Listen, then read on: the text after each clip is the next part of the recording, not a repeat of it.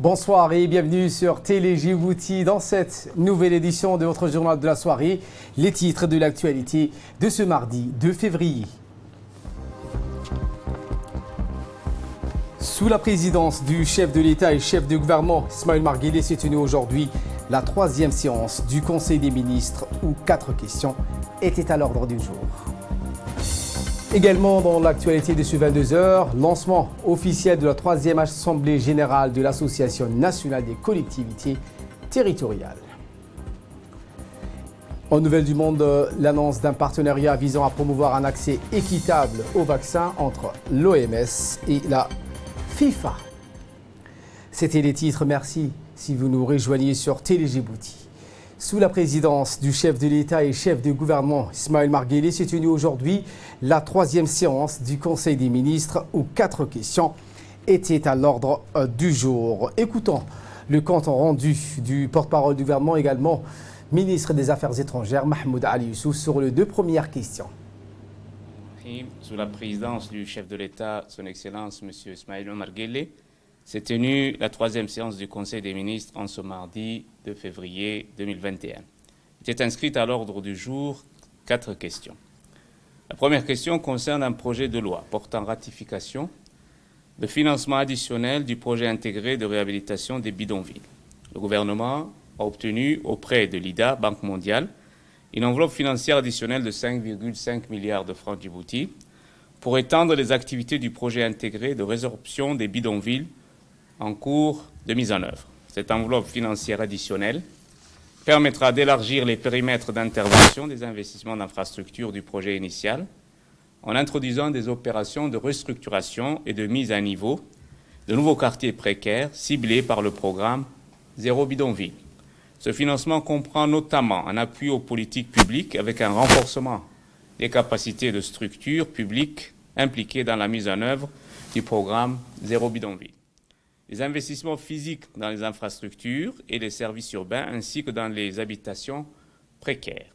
Et enfin, un appui à la mise en place des activités d'inclusion sociale, économique, pour aider les ménages vivant dans les bidonvilles à sortir de la précarité économique et la pauvreté.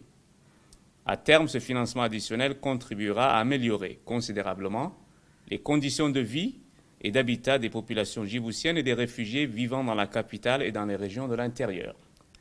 La deuxième question est relative à un projet de loi portant ratification de l'accord de financement pour le projet de renforcement de la résilience économique des entreprises vulnérables en République de Djibouti.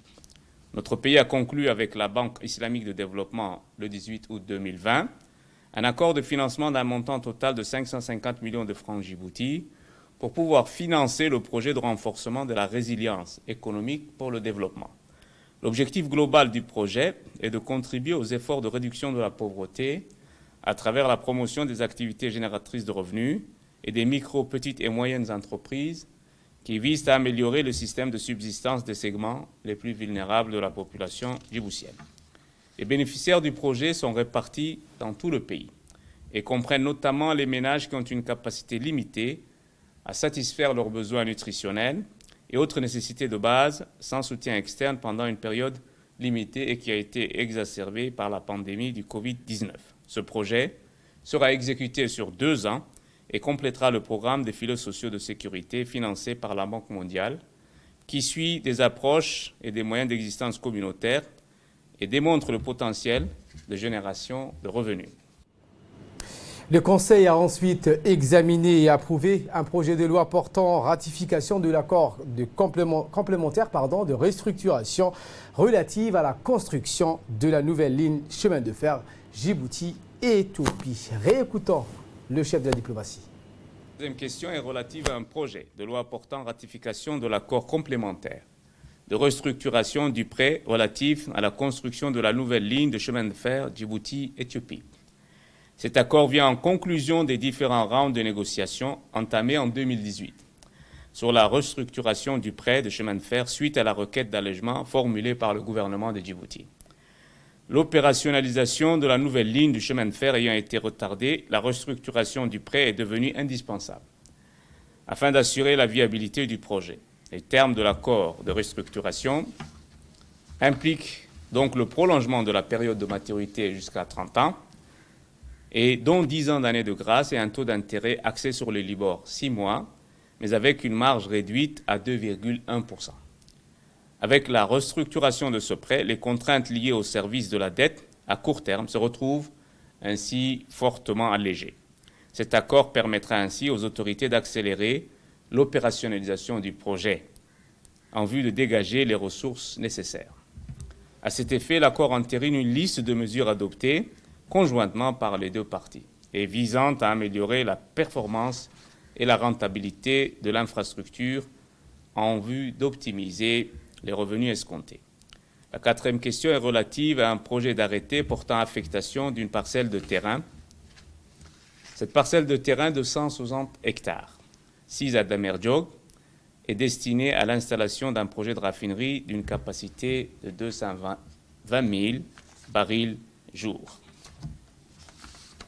En fin de séance, le ministre de l'Économie a fait une communication sur la mobilisation des ressources financières en faveur de notre pays entre 2010 et 2020. Sur 10 ans, 694 milliards de francs djibouti ont été mobilisés et se déclinent comme suit. En prêt commercial, 169 milliards de francs djibouti, soit 24%. En prêt concessionnel, 351 milliards de francs djibouti, soit 51%.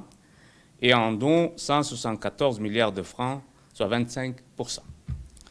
L'analyse par secteur nous donne, dans le transport, 274 milliards de francs djibouti, dans le domaine de l'eau et de l'assainissement, 145 milliards de francs djibouti, et la promotion du capital humain, 118 milliards de francs djibouti. Dans le secteur de l'énergie, 86 milliards de francs djibouti ont été mobilisés. Sur l'état d'absorption des financements sur la période 2010-2020, le total des fonds mobilisés est donc de 694 milliards de francs djibouti et les décaissements sont de l'ordre de 499 milliards de francs djibouti et donc un taux d'absorption de 72%, malgré un phénomène de forte concentration sectorielle, commerce, transport, communication, et intensive en capital. Le secteur tertiaire reste le principal contributeur de la richesse nationale. Malgré les chocs mondiaux et exogènes, l'inflation a été maîtrisée sur toute la période et ne dépasse pas les 3,5%. La pauvreté a fortement baissé en 15 ans. Et voilà qu'il nous ramène de parler de cette cérémonie d'ouverture officielle du siège de D-Money, Digital Mobile Money. C'était en marge de l'inauguration de la banque ABB, en présence de plusieurs membres du gouvernement. Ahmed Hamad nous en dit plus. Le 7 janvier 2021 a eu lieu au complexe d'Amal à la zone industrielle sud une cérémonie d'ouverture officielle du siège de D-Money, Digital Mobile Money, en présence de plusieurs membres du gouvernement, dont notamment le ministre de la Communication, chargé des postes et des télécommunications, Radouane Abdullahi Bahdon, du ministre du Budget, Abdelkarim Adencher, du ministre du Travail, Isman Ibrahim Roublé, et du directeur général de Djibouti Telecom, Mohamed Assoui Bouh. Un siège high-tech et innovant correspondant à l'image de Digital, ce produit attirant de plus en plus de clients, Djibouti Telecom a doté D-Money d'un siège pour répondre aux besoins de sa clientèle, un espace d'accueil alliant modernité et convivialité qui permettra un meilleur accueil pour les clients de D-Money. Lancé par Djibouti Telecom en juin 2020, le portefeuille électronique D-Money, un service innovant, sécurisé et rapide permettant d'accéder à un large panel de services financiers via mobile, à transférer de l'argent, déposer ou retirer de l'argent, payer ses achats et factures et acheter les cartes de recharge constitue une avancée de taille dans le monde du numérique pour Djibouti. Cette nouvelle technologie est un catalyseur pour l'inclusion financière et une dématérialisation du cash tout en permettant d'accéder à plusieurs services financiers. Le siège de D-Money, qui regroupe une équipe dynamique dirigée par une cadre expérimentée de Djibouti Telecom, Madame Hibo Mahmoud, vous accueille dans des locaux modernes et sophistiqués en phase avec le monde connecté d'aujourd'hui. Cette cérémonie fut également l'occasion de signer un protocole d'accord avec Dahabshil dans le cadre du partenariat avec D-Money.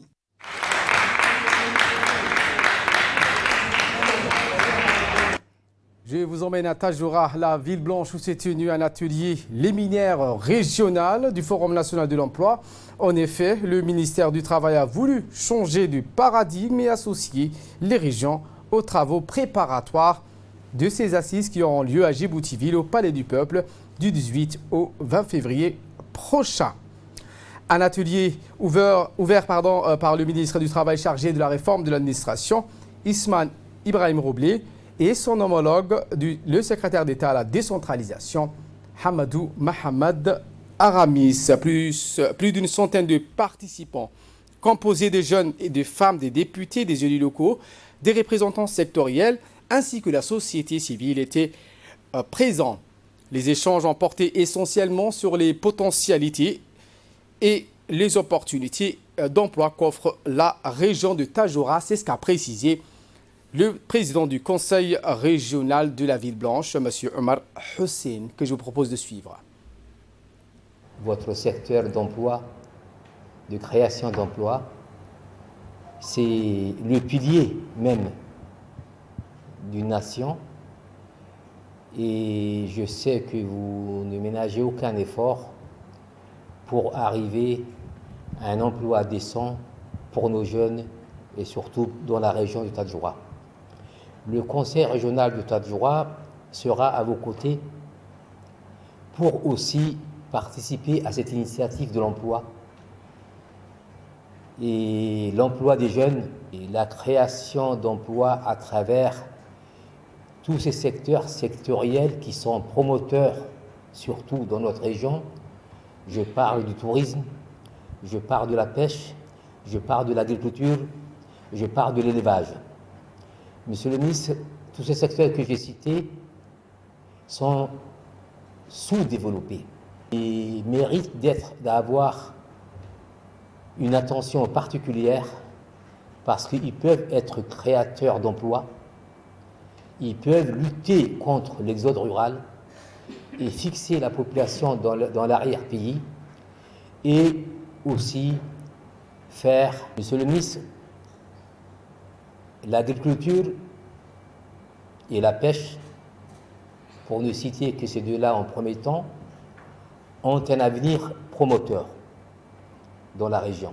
Le conseil régional de Tadjoura, il est vraiment axé sur ce domaine et bientôt, Inch'Allah, je pense qu'on va montrer des exemples. Et pour sa part, le ministre du Travail chargé de la réforme de l'administration, Ismail Ibrahim Roblé, a déclaré que la lutte contre le chômage est la priorité de la politique du gouvernement sur l'ensemble du territoire national.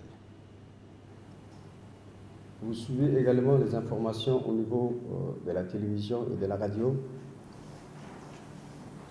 les initiatives pour l'emploi. Vous savez autant que moi également que le facteur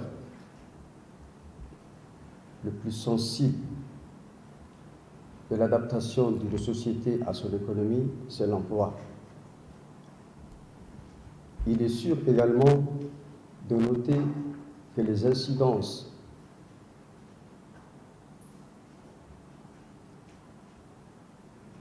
par rapport au problème du chômage, du sous-emploi et des difficultés d'emploi ont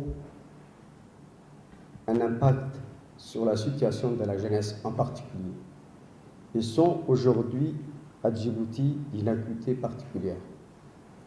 Et en ce sens, il nous faut absolument trouver des solutions endogènes pour juguler un tant soit peu ces difficultés. Je crois qu'alors, il nous faut promouvoir de nouvelles activités compétitives et durables, justement, pour nous appuyer sur les ressources que nous avons et les spécificités au niveau des régions pour bâtir une politique nationale qui puisse répondre aux besoins et des jeunes et des moins jeunes.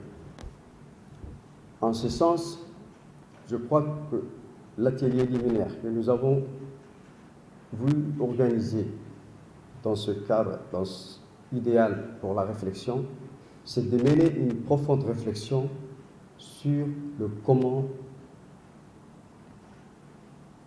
agir pour trouver des propositions, des solutions, des recommandations qui nous permettront de nourrir les activités lors du forum national qui aura lieu à Djibouti. L'actualité de ce 22h, c'est aussi la 3e Assemblée générale de l'Association nationale des collectivités locales, l'ANCLD, qui a eu lieu ce matin. Durant cette première journée d'Assemblée, les différents partis représentés s'attacheront à valider 2 documents qui tiendront un rôle central pour l'accomplissement de leurs tâches. Le répertoire des collectivités locales, il est conçu pour servir d'outil de dialogue social et promotionnel des collectivités territoriales. À travers cet outil, l'ANCLD vise à faciliter une meilleure connaissance. C'est ce qu'a précisé le maire de la ville de Djibouti, Mme Fatouma Awale Ousmane. Sans oublier la validation du manuel de maîtrise d'ouvrage local que nous allons analyser aujourd'hui. Mesdames et messieurs, nous ambitionnons de faire davantage sur les périodes à venir, mais l'ANCLD doit lever les contraintes de l'insuffisance des ressources humaines qualifiées, consolider son organisation et la cohésion interne et de tisser les alliances et partenariats porteurs. Mesdames et messieurs, ces premières années de vie de l'Association nationale des collectivités locales de Djibouti, nous les avons passées grâce à la conviction des collectivités territoriales et surtout avec le soutien de nos partenaires. C'est pourquoi je voudrais féliciter tous les membres de l'association et plus particulièrement le bureau exécutif pour leur parfaite mobilisation à chaque sollicitation. Messieurs les présidents des conseils régionaux et communaux, les périodes à venir demanderont encore plus d'engagement et de disponibilité. C'est grâce à ce sacrifice que nous accompagnerons efficacement les collectivités territoriales. Mesdames et messieurs, ce cheminement, nous l'avons avec les partenaires que je voudrais remercier. Excellence, Monsieur l'ambassadeur de la délégation de l'Union européenne, l'appui de votre organisation a été le principal moteur qui a permis la mise en route de l'Association nationale des collectivités locales de Djibouti. Excellence, Monsieur l'ambassadeur, je voudrais vous traduire notre profonde gratitude pour tout ce que vous faites et voulons savoir toujours compter sur votre soutien dans les périodes à venir. Et voilà qui nous ramène de parler de cette réception du général Yasser Al-Attah par le chef d'état-major général des armées, le général de corps d'armée Zakaria Cheikh Ibrahim, dans la journée d'hier à l'hôtel des officiers. Hassan Bassouma, le général de corps d'armée Yasser Al-Attah, membre du comité souverain du Soudan, à la tête d'une importante délégation. Rappelons que dans le passé, de 2007 à 2013, le général Al-Attah officiait en qualité d'attaché de défense du Soudan à Djibouti. Cette visite de courtoisie fait suite à la réception du chef de l'État, Ismaïl Omar Guelleh, chef du gouvernement et chef suprême des armées. Cette visite de courtoisie s'inscrit dans le cadre des relations de coopération entre les deux pays. Notons également la présence de notre ambassadeur de Djibouti au Soudan, Ahmed Ali Barré. À son arrivée à l'hôtel des officiers Hassan Bassouma, le général Attah, membre du comité souverain du Soudan, a été accueilli par le chef d'état-major général des armées, le général de corps d'armée Zakaria Cheikh Ibrahim. Puis le général Attah a salué la délégation des officiers supérieurs. Après les salutations, les 2 généraux en présence de l'ambassadeur et du directeur de la police nationale, le colonel Abdillahi Abdi Farah, ont eu une discussion en aparté. Puis l'entretien s'est poursuivi à la salle d'honneur de l'hôtel des officiers Hassan Bassouma.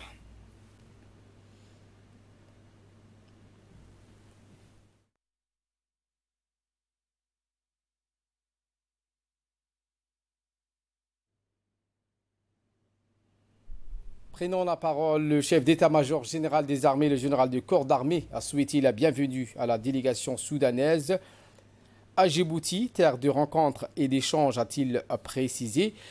Continuant son allocution, Zakaria Cheikh Ibrahim a souligné que les relations entre Djibouti et le Soudan sont des solides relations fraternelles et historiques fondées sur une fraternité sincère. Fin de citation.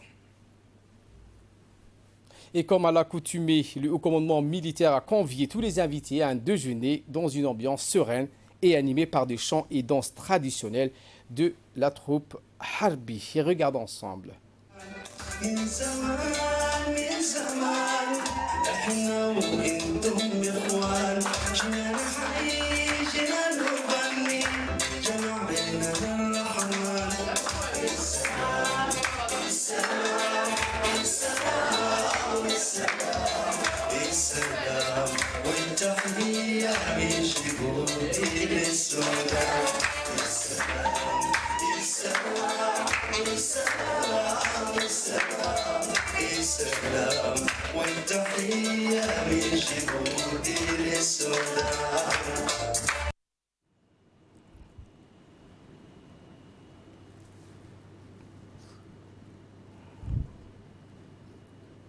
L'actualité hors de nos frontières à présent, je vous le disais en titre, l'OMS et la FIFA font équipe pour promouvoir un accès équitable aux vaccins. L'Organisation mondiale de la santé, l'OMS et la FIFA, l'instance dirigeante du foot mondial, ont annoncé hier un partenariat visant à promouvoir un accès équitable aux vaccins, aux traitements et aux diagnostics dans le cadre de la lutte contre la Covid-19. L'OMS et la FIFA ont signé en 2019 un protocole de collaboration de 4 ans pour promouvoir un mode de vie sain dans le monde entier grâce au foot. Depuis, les deux organisations ont conjointement lancé une série de campagnes visant à promouvoir des mesures efficaces pour protéger les personnes contre cette épidémie. Voilà pour l'essentiel de ce 22h. Merci à vous de nous avoir suivis et très bon suivi des programmes sur Télé Djibouti.